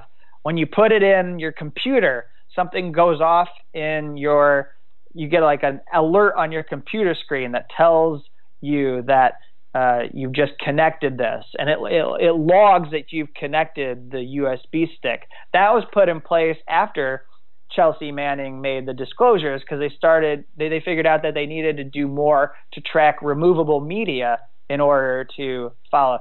And so they're doing everything they can to make sure that they never have the same situation again where a massive amount of data is published by WikiLeaks or any other news organization. And it makes sense. Like, you can understand why they're doing that. But at the same time, I'd say that we're at a loss here as a public, because our government hasn't become any less secretive. It still is against transparency, particularly when it comes to national security. A prime example would be refusing to give us the truth about drones and how many people are actually killed by drones, especially civilians, and making up numbers that don't match news reports. So they're abnormally low and they don't seem legitimate, but we don't get any of the information about how they arrived and who they're not counting and why.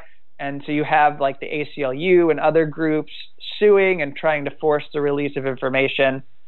Somebody could try to blow the whistle and release that information, and automatically, immediately, they'd become a target and they'd be charged with violating the Espionage Act. And we've talked about the law on our show, but I do think that it's important to keep emphasizing here that this is a World War I law. It's 1917 that it was passed. It was used to go after people who are making it hard for the military to recruit people, or they claim that the people they were going to charge with violating this were people who were undermining military recruitment. Or they were, and a lot of them were socialists or communists. They went after them. They said you're aligning with the Soviet Union, or you're aligning with communists, and you are making common cause with our adversaries, so we're going to charge you and put you in jail. And that has nothing to do with anything that Reality Winner did at all.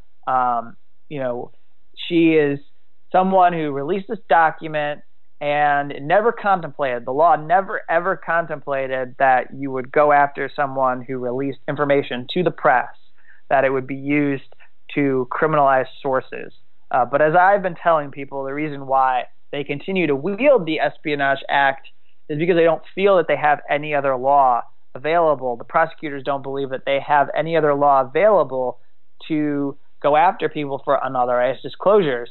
And what John Kiriakou has said and made this point quite clearly is that this used to be a thing that would be handled administratively. What Reality Winner was accused of doing, normally it would violate rules within the office wherever she was working, but you just lose your job or be suspended for some days. You'd have a mark on your record. You'd have trouble getting a career promotion in your career. It would be an act of dissent. Be kind of it'd be along the lines of like resigning your job and then going out and doing a press conference right after. And but the person would not be in criminal jeopardy. I mean, they wouldn't face a sentence where they could be imprisoned for 10 years. Right. I was going to say, if you looked at, like, say, the corporate world, you probably would sign a non-disclosure agreement, and if you revealed stuff, I mean, then the agreement would be, violated. You'd lose your job. You might get a fine. In a government thing like this, I mean, right, like you said, maybe you'd be fired. You'd probably never be hired again by another intelligence agency because this would follow you. But like you say, it's not going to, you're not going to end up spending 10 years rotting in a federal prison for revealing information. There's also something, there's something just sort of like comical about with Reality Winner's case specifically that, and we've talked about this before, Kevin, that nobody wants to talk about her case because it kind of it doesn't fit the mold. Like the left doesn't want to talk about it, or the so-called left, Democrats, let's just say, don't want to talk about it because it's about a whistleblower. The Democrats can't support a whistleblower.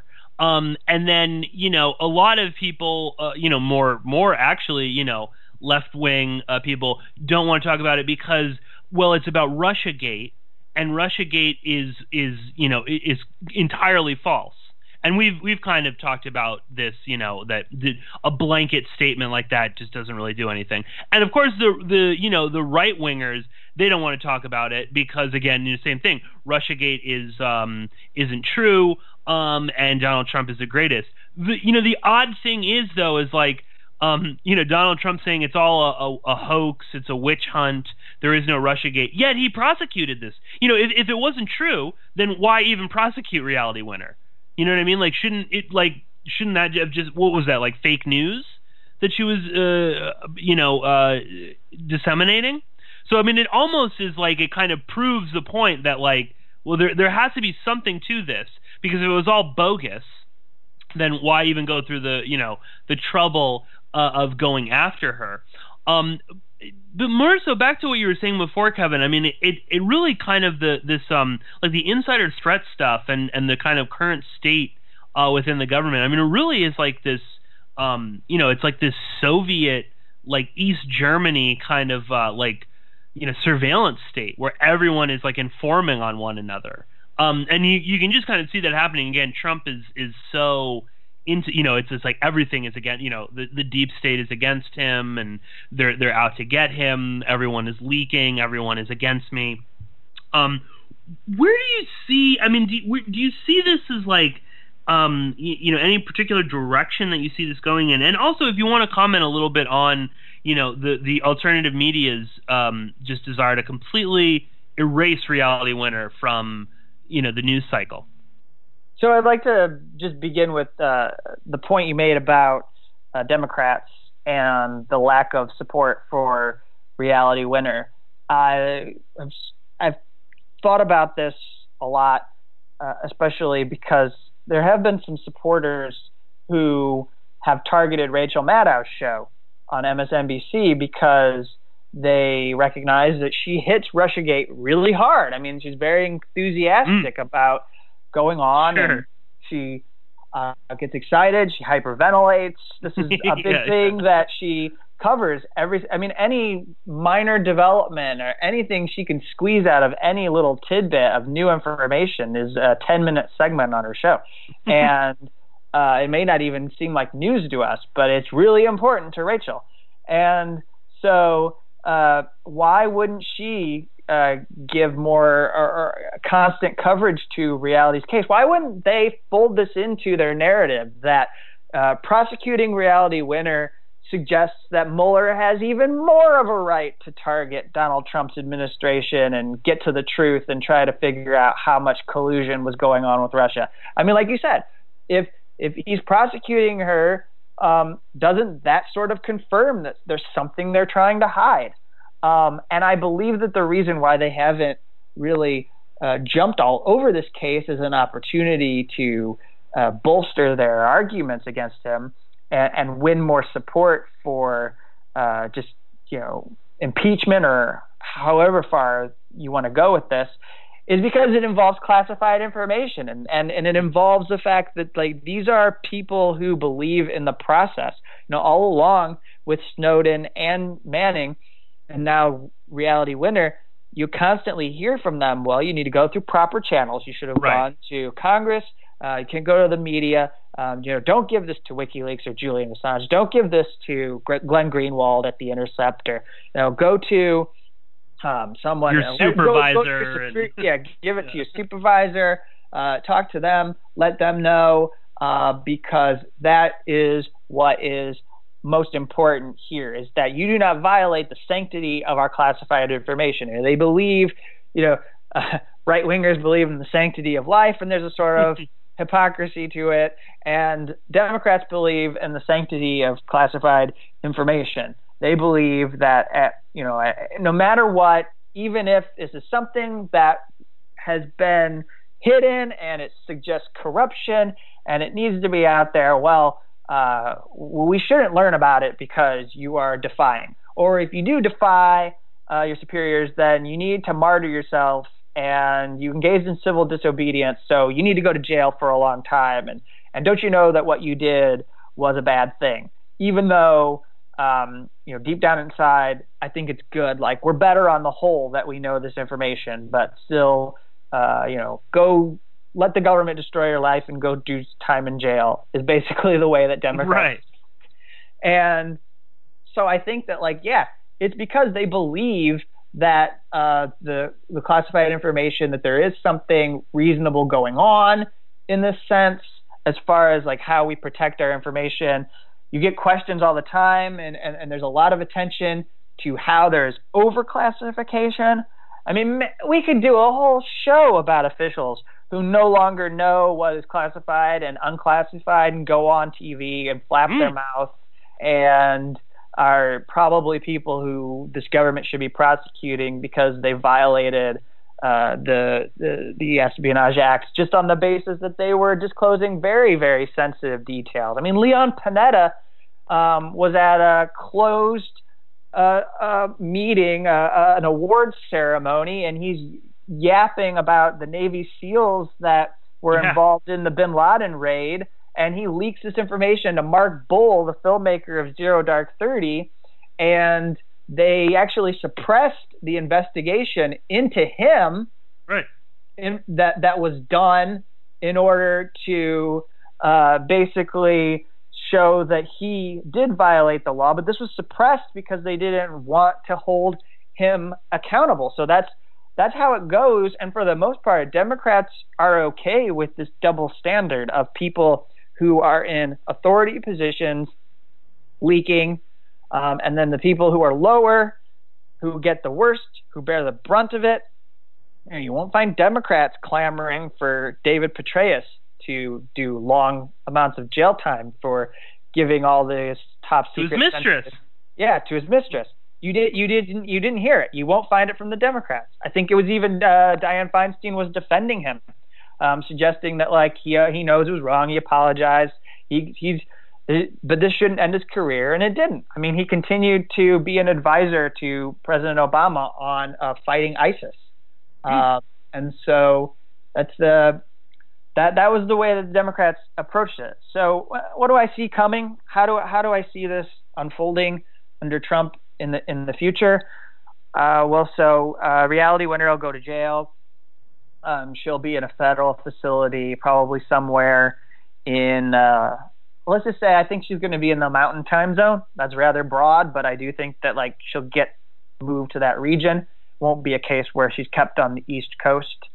I don't think she'll end up on the West Coast, but I don't necessarily know that she's going to be put in Texas where her parents would like her to be.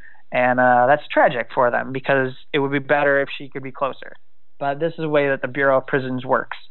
And so I think that that's the way that she is confined and treated in that facility will be something that's worth following. And then going forward, Trump's just going to continue to do everything that Barack Obama is doing to aggressively go after leaks. Well, I'm sorry we're at the break, Kevin, but we'll get you back on the show again very soon, I think, to discuss all these topics. I want to thank Kevin Gosztola. You can find all of his work over at shadowproof.com. Thank you all so much for listening, and I will be talking to you all very soon.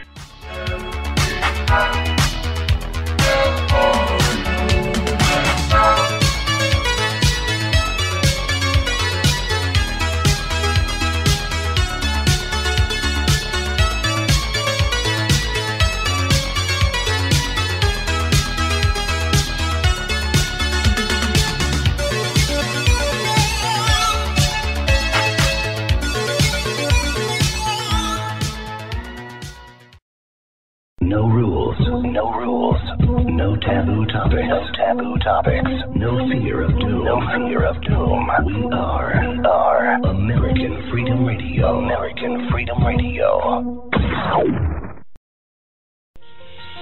Simply Clean Foods is dedicated to providing the best quality food you can buy next to fresh from a farmer's market. Our stringent quality controls and absolute zero GMOs plus testing for heavy metals makes us unique in the storable foods market. Our line of fruits, vegetables, and meats are suitable for everyday use, and you won't have to worry about throwing away valuable groceries ever again. Take out the amount you need and reseal the package for use within the next 6 months.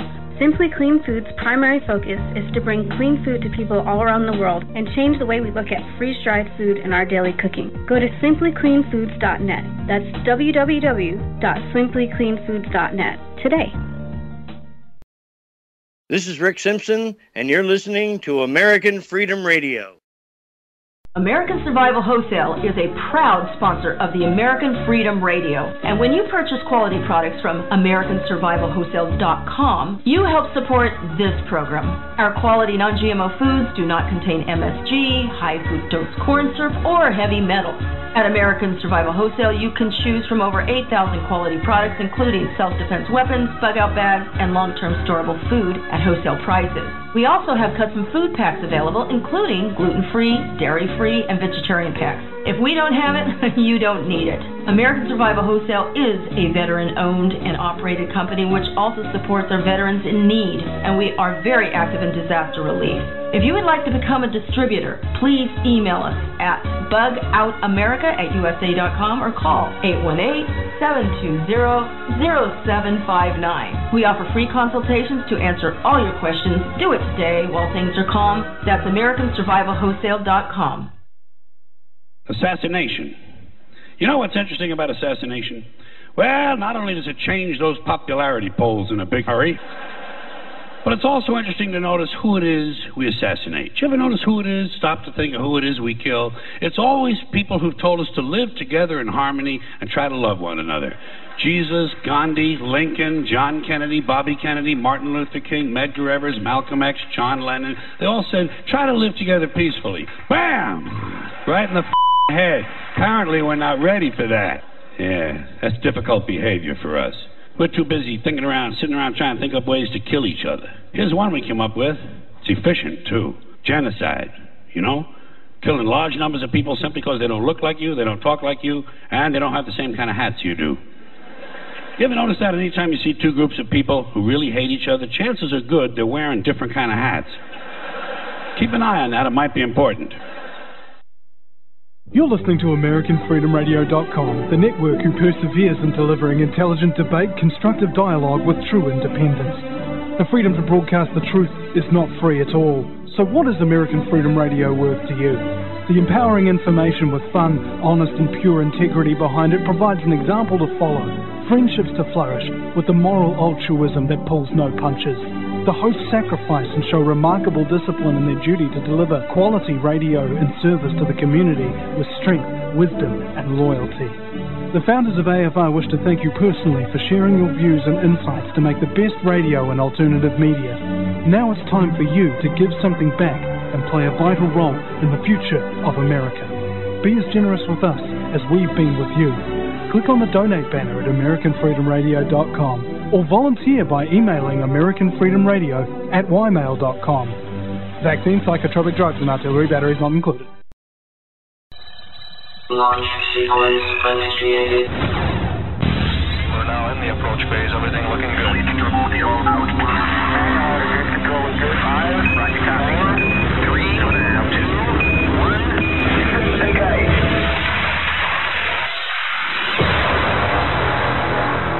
Prepare your mind to experience American Freedom Radio.